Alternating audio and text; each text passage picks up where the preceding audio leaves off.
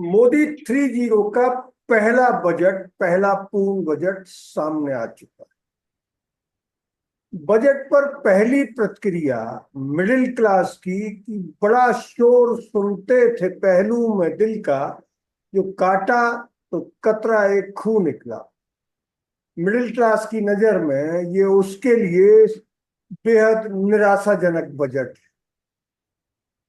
अपर strata के लिए budget में हमेशा की तरह बहुत सारी रियायतों की घोषणा है और गरीबों के लिए भी कई योजनाएं लाई गई हैं, लेकिन मिडिल क्लास ठीक उसी तरह देखता रह गया जैसे 2016 में तत्कालीन वित्त मंत्री अरुण जेटली ने एक बड़ा मशहूर स्टेटमेंट दिया था कि हमने अपर स्टेटा का ख्याल रखा है, गरीबों का ख्याल रखा है और मिडिल क्लास अपना ख्याल खुद रखे। हालांकि इस बार मिडिल क्लास का वोट बीजेपी को कम मिला, उसके बावजूद उसने मिडिल क्लास को संतुष्ट करने की कोई कोशिश नहीं। इस पूरे बजट से मोदी सरकार को ज्योतिषीय एंगल से क्या फायदे और क्या नुकसान होंगे, और ये बजट उसकी स्थिरता और बहबूदी के लिए कितना बेहतर साबित होगा, इस पर चर्चा के लिए उपस्थित हैं पंडित सूर्यकांत तिवारी। हम सीधे चलते हैं इनके पास। नमस्कार पंडित जी। नमस्कार। आपके सारे दर्शकों को मेरा अभिनंदन प्रणाम। जी। ज्योतिषीय आकलन से ये बजट मोदी सरकार को क्या देगा और क्या उसको नुकसान पहुंचाएगा? ज्योतिषी आकलन से, जैसा कि हम लोगों ने जब नव संवत्सर शुरू हुआ था तो एक आकलन दिया था जी।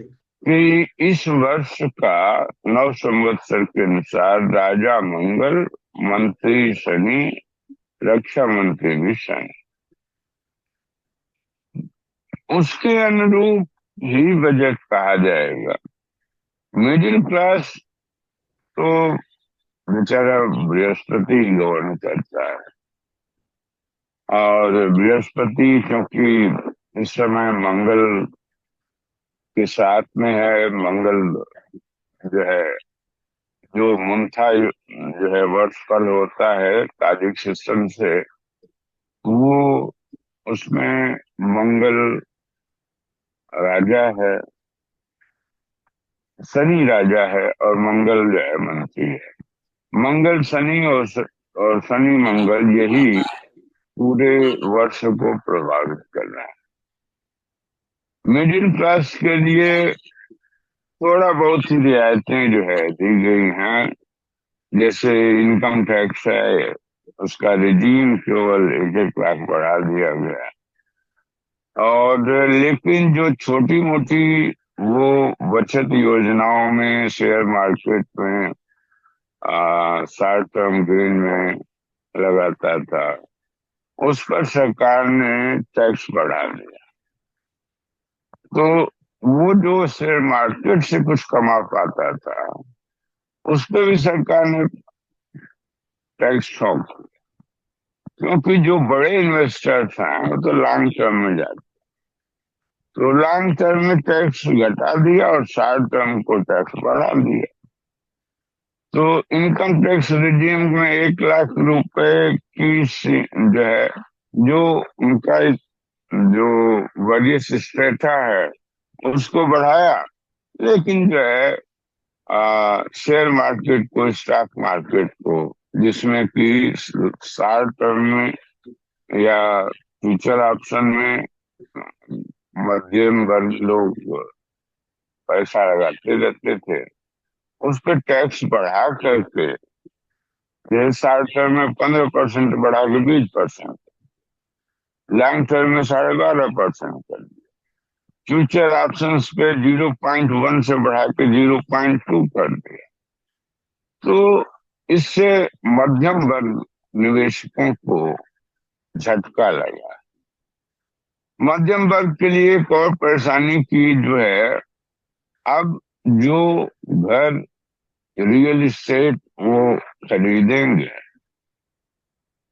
उसमें रीसेल में खरीदेंगे, पहले जो था कि एक इंडेक्स होता था कि इतने साल पुराना है, किसका वैल्यू इंडेक्स में क्या होगा और किस पर जो है टैक्स लगेगा। अब स्थिति ये हो गई है कि जिस प्राइस में वो बना था या खरीदा गया था और वर्तमान में जो उसकी सेलिंग प्राइस है, दोनों के बीच जो गैप है उस पूरे के पूरे पे टैक्स लगा दिया। तो मध्यम वर्गीय लोग जो है, अब उनको मकान मुझे लगता है इससे थोड़ा महंगा मिले।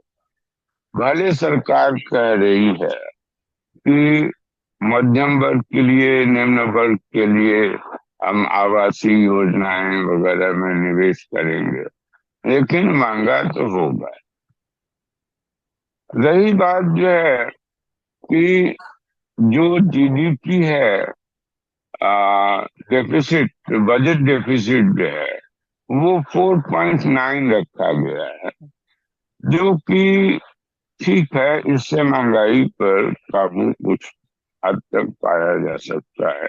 इसलिए शेयर मार्केट पहले धड़ाम हुआ, लेकिन इसके बाद धीरे धीरे वो फिर से रिकवर करने लगा। अब आई की जो है महिलाओं की, एक तो ठीक है, सुखद बात है कि precious metals, gold, silver, platinum, इन पे कस्टम ड्यूटी को घटा करके 6% कर दिया गया है, जिससे जो सोने चांदी के आभूषण हैं वो सस्ते होंगे, सोने की प्राइस पे भी लगाम लगे। रही बात जो है कि मध्यम वर्ग और सभी आजकल जो है मोबाइल खरीदते हैं, मोबाइल की प्राइसिंग कम हुई है, उससे भी फायदा होगा। लेकिन जो मध्यम वर्ग है वो मध्यम श्रेणी की ही मोबाइल लेता है, उच्च वर्गीय जो है वो उच्च श्रेणी के मोबाइल खरीदता है, तो उसमें सभी को फायदा है। आ, एक जो हमने बजट में देखा कि स्टॉक मार्केट के अलावा जो है स्टॉक मार्केट में जो एंजल टैक्स लगता था वो खत्म कर दिया गया। अब एंजल टैक्स क्या है कि जो न्यू स्टार्टअप्स होते थे उनके पूरे प्रॉफिट पे उनको टैक्स देना पड़ता है। अब उन्होंने ये व्यवस्था की है कि जो भी इन्वेस्टमेंट उनके यहाँ आएगा, लोगों द्वारा लगाया जाएगा, वो उस पर जो है ये माना जाएगा कि ये पहले से ही टैक्स अदा किया हुआ पैसा है, इसलिए उनको टैक्स नहीं देना पड़ेगा उस अमाउंट पर। रोटी, कपड़ा और मकान, तो रोटी की कीमत तो घटने वाली नहीं जब आपने मिनिमम सपोर्ट प्राइस दुगना से कर दिया है, चाहे गेहूं वगैरह वगैरह। तो मिनिमम सपोर्ट प्राइस के बढ़ने से अब जो रोटी का है वो तो महंगी रहेगी। टेक्सटाइल और लेदर गुड्स, इस पे, इसके एक्सपोर्ट पे ड्यूटी कम की गई है, तो ये एक्सपोर्ट ड्यूटी कम होने से इन सेक्टर्स में रोजगार के अवसर बढ़ेंगे और फॉरेन इन्वेस्टमेंट के लिए जो एंजल टैक्स एक बड़ी समस्या हुआ करती थी, अब वो अनिश्चितता खत्म हो जाएगी। ये पॉजिटिव पॉइंट है इसमें स्टूडेंट्स के। जी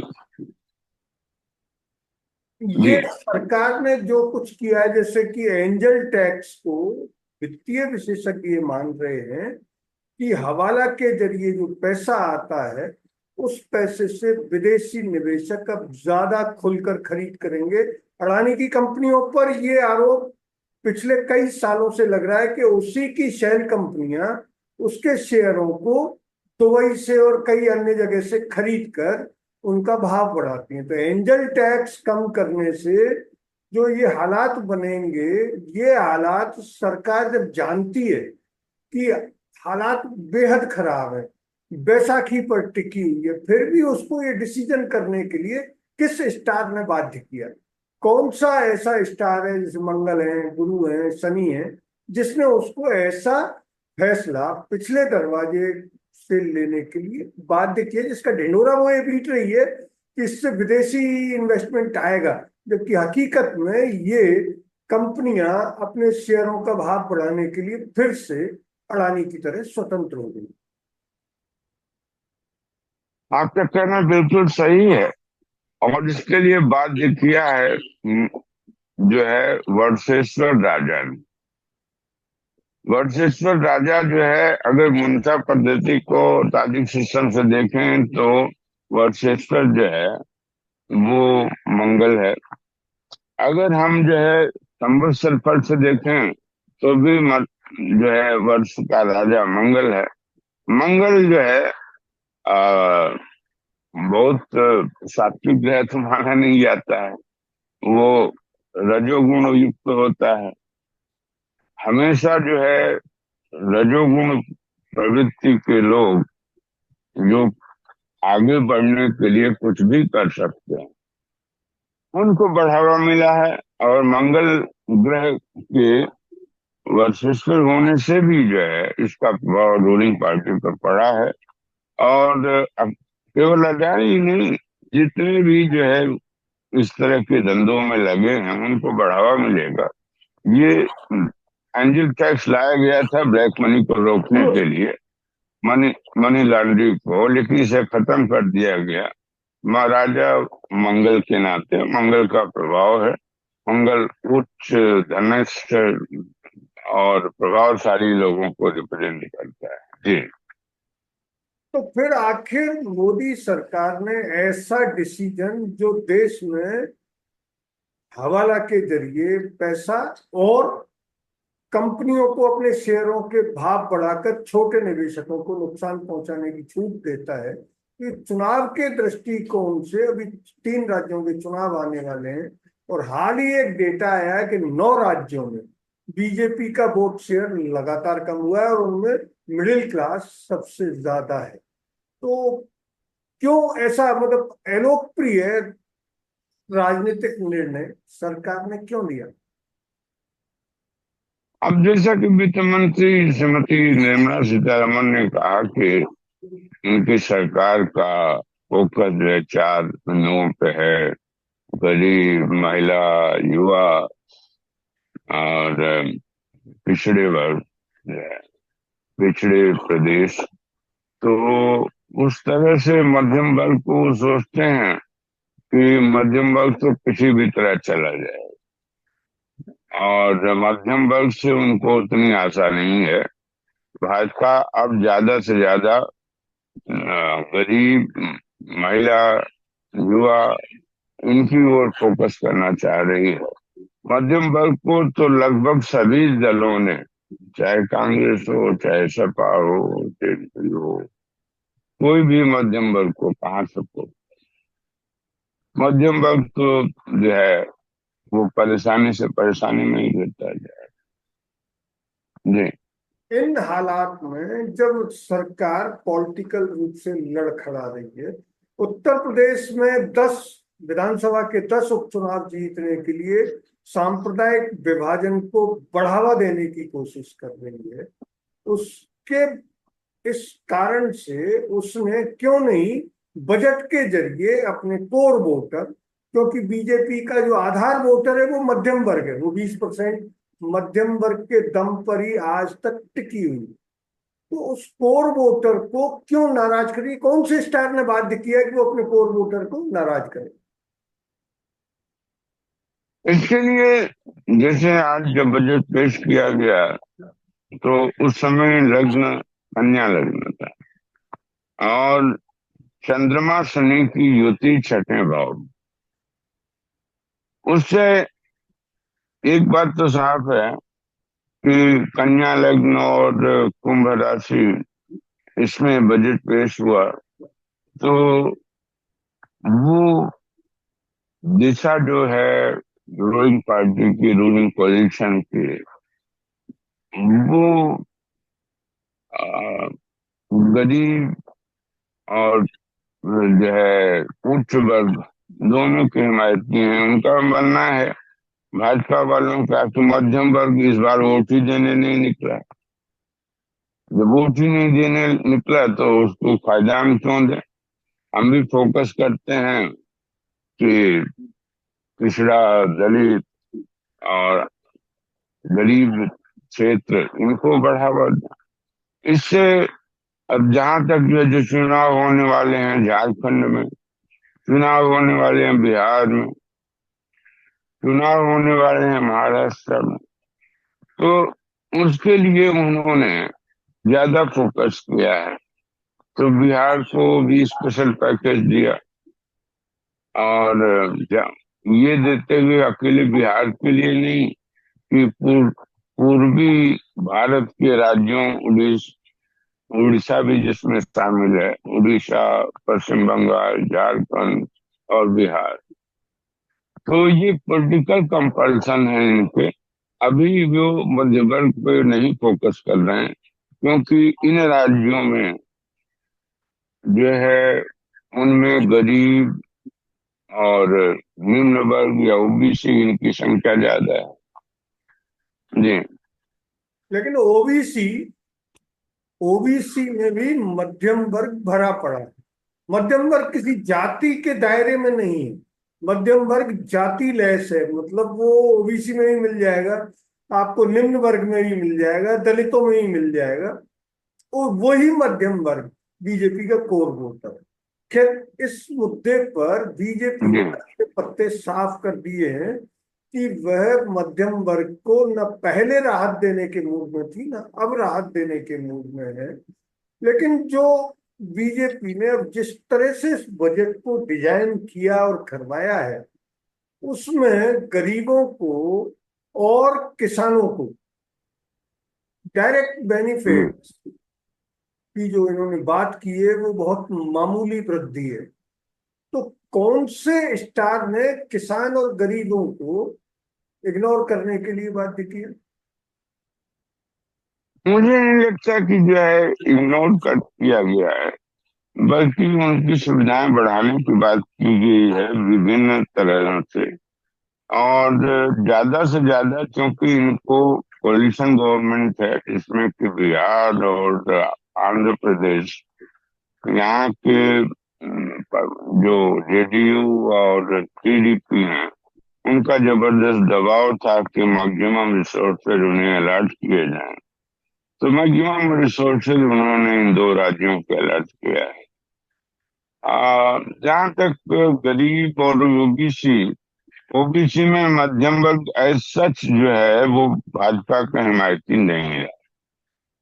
वो जो इकोनॉमिकली बैकवर्ड, फाइनेंशियली बैकवर्ड तो जो है बहुत कम है। सॉरी, इकोनॉमिकली बैकवर्डों की संख्या ज्यादा है, फाइनेंशियली वेल ऑफ की संख्या कम है। तो वो उन वर्गों पर फोकस कर रहे हैं जिनकी संख्या ज्यादा है। तो इसीलिए इनकम टैक्स में भी उन्होंने 10 लाख तक के आय वालों को ही ज्यादा फायदे दिया, 15 लाख से ऊपर वालों को जो जैसे था वैसे ही रह गया। और 12 से 15 लाख वालों के लिए भी टैक्स लगा दिया। तो इस तरह से मुझे लगता है कि मध्यम वर्ग वो ये मानते हैं कि आर्थिक रूप से जो मध्यम वर्ग है, और जातियों को वो सोचते हैं कि जो आर्थिक रूप से उनमें ज्यादा पिछड़े। इस रूप से उन्होंने इसका बजट का एलोकेशन किया है। यूथ के लिए उन्होंने एक लॉलीपॉप दे दिया है कि 500 प्रतिष्ठित फर्मों में 1 करोड़ लोगों को इंटर्नशिप का मौका दिया जाएगा साल भर के लिए। और उनको कम से कम 5,000 रुपए मासिक जो है नहीं, एक वो तनख्वाह में। मासिक, जी। वो मासिक नहीं है, वो वन टाइम है। जी। यार एक ही बार मिलेगा। नहीं, सरकार की तरफ से जी एक बार 5,000 जो है वो 3 किस्तों में मिले। जी बाकी जो है, जो कंपनियों का सीएसआर एक्सपेंसेस होता है, उसमें से वो जो पैसा 5,000 मिनिमम जो है वो देते हैं। तो सीएसआर एक्सपेंसेस जो है, जितना पैसा उसमें खर्च होगा, वो इंडस्ट्रीज के को उस पे टैक्स नहीं देगा। जी। लेकिन सीएसआर में तो टैक्स पूरी तरह माफ है। सरकार ये किसको झांसा देने की कोशिश कर रही है? अब सरकार चाहती है कि यूथ सोचे कि हमारे लिए तो कुछ किया जा रहा है लेकिन अप्रेंटिसशिप में। लेकिन सर, यूथ, भारत का जी। यूथ इतना मूर्ख नहीं है कि वो इस सरकार के इस झांसे में आ जाए। सीएसआर का पैसा कंपनियां अभी तक अपनी सुख सुविधा पर अपने एनजीओ और ये सब बनाकर खर्च कर रही हैं। जैसे कि जी। रिलायंस का है, उसने अपने ट्रस्ट बनाकर आज तक फूटी कौड़ी उसने किसी और को नहीं दी। सारा पैसा वो अपने ट्रस्ट के जरिए लेता है। और जो रिपोर्ट्स हैं, स्वतंत्र विश्लेषकों की जो रिपोर्ट्स हैं, वो ये कह रहे हैं कि अंबानी ने आज तक फूटी कौड़ी सीएसआर में कहीं और खर्च नहीं की। वो अपने ही ट्रस्टों पर खर्च करता है। तो इसमें ये जो झांसा पट्टी का जो खेल है, तो आखिर चुनावी हार से उबरने की कोशिश कर रही बीजेपी ये झांसा पट्टी किस स्टार के उकसावे पर दे रही है? कौन सा ऐसा ग्रह है जिसने उसको ये झांसा पट्टी देने के लिए बाध्य किया? इसमें मैं, हमारा जो है मत जो है मिस है कि इसमें कंपनियों को, जहां तक मैंने बजट सुना, कि उनको प्रोत्साहित या वाद्य किया जाएगा कि कम से कम इतने लोगों को आप जो है अप्रेंटिसशिप में ले लिए। तो अंबानी की कंपनियों को भी, अडानी की कंपनियों को भी, जो ट्रस्ट में अपने अनुसार जो अपनी सुख सुविधाओं के लिए खर्च करते हैं, उन्हीं खर्चों में से जो अप्रेंटिस के लोग हैं उनको, उन पे भी खर्च करना पड़े। दूसरी बात, ये शनि ग्रह है। शनि जो है, यद्यपि वो न्याय फलदाता है, भारत के चार्ट में इस समय जो दशा चल रही है, वो 25 अप्रैल 2025 तक चंद्रमा में सूर्य की चल रही है। तो चंद्रमा में सूर्य की चल रही है। सूर्य जो है हमारे देश के स्वतंत्रता चार्ट से वो चतुर्थ भाव का स्वामी है, और सूर्य युवा भी है। तो इस तरह से उन्होंने, और जो आ, हमारा जो है संवत्सर फल है, उसमें राजा जो है भले मंगल है, लेकिन मंत्री तो शनि है। अन्य ढंग से देखा जाए तो शनि झूठ बुलवाता है। शनि लोगों को चकमा भी देता है, भले बाद में दंड भी दे, लेकिन झूठ बोलने के लिए शनि और राहु ये महत्वपूर्ण ग्रह माने। तो शनि ने एज ए मंत्री, मंत्री के रूप में वो झूठ का झांसा दिया है यूथ को, ये देखते हुए कि अगर जो है 5,000, 500 जो है, जैसे अभी मुंबई में हुआ कि शायद 500 एयर इंडिया में लोडर्स के लिए 25,000 से ज्यादा जो है युवक आ गए, जो कि इसी तरह से उन्होंने सोच रहे हैं कि ये 5,000 का जो है अप्रेंटिस का दे करके युवाओं को थोड़ा सा ठंडा रखेंगे। अब हर युवा तो ये पूरी स्थिति नहीं जानता कि सीएसआर जो है वो पहले से कर मुक्त है, और फिर अप्रेंटिसशिप या स्किल डेवलपमेंट करके उनके लिए जब तक रोजगार के अवसर नहीं पैदा होंगे, तो अप्रेंटिस करके फिर बैठेंगे। जी। ओवरऑल बजट को आपने गंभीरता से देखा और सुना और उसका विश्लेषण भी किया है। पॉल एक बात मैं और कहना चाहता हूँ आपको टोक करके कि जी ये पुनर्भुयोग में बजट पेश हुआ है, जी इसलिए यह बजट के इस बजट के बाद एक अनुपूरक बजट अवश्य आएगा और एक्सपेंडिचर बढ़ेगा। भले ये कह रहे हैं कि हमारा फिजिकल डेफिसिट वो जीडीपी का 4.9 रहेगा, लेकिन ज्योतिष कह रहा है कि एक्सपेंसेस इनके बढ़ेंगे। तमाम जो योजनाएं ये अगले 6 महीनों के लिए पेश कर रहे हैं वो अधूरे रहेंगे और इनको कई स्तर पर निराशा हाथ लगने वाली है। जी। पूरे बजट में जिस तरह का एलोकेशन किया गया है उसमें ये जरूर है कि अब की बार सरकार ये पर्दा डालने में कामयाब रही है कि उसने अमीरों को ज्यादा फायदे दिए, लेकिन बजट मूलतः अमीरों के फायदे का ही है। तो कौन सा ग्रह ऐसा है जो सरकार की पॉलिटिकल पोजीशन खराब करवा रहा है? क्योंकि अभी जो चुनाव जिसमें बीजेपी बहुमत तक पहुंचने से रह गई थी उसमें ये नैरेटिव नीचे तक चला गया कि ये सरकार पूंजीपति समर्थक और पूंजीपतियों की दोस्त है। तो किस ग्रह ने उसको ये पर्दा डालकर उनको फायदा देने की कोशिश करवाई है?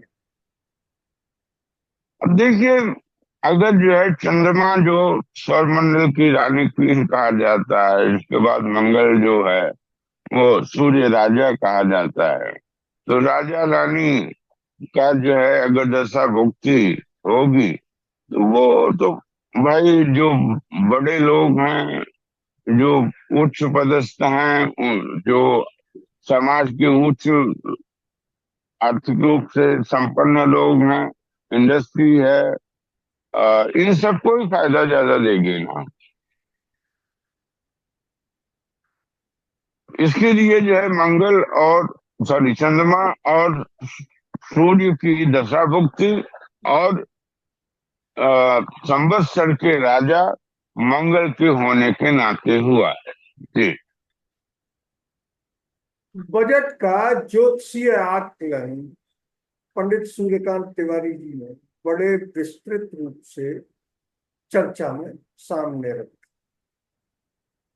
उनका आकलन बता रहा है कि मोदी सरकार ने गरीब को कुछ देने की कोशिश की है लेकिन मध्यम वर्ग को पूरी तरह इग्नोर कर दिया है। इन हालात में मध्यम वर्ग फिर से क्रोधित हो सकता है, हालांकि वो अपनी प्रतिक्रिया जाहिर नहीं करता और सरकार को आने वाले विधानसभा चुनावों में इसका फल भी चखना पड़ सकता है। अगर ये वीडियो आपको अच्छा लगा तो इसे लाइक करें, शेयर करें और हाँ, हिंदी हेडलाइन चैनल को सब्सक्राइब जरूर करें। धन्यवाद। जय हिंद। धन्यवाद। प्रणाम आप सभी।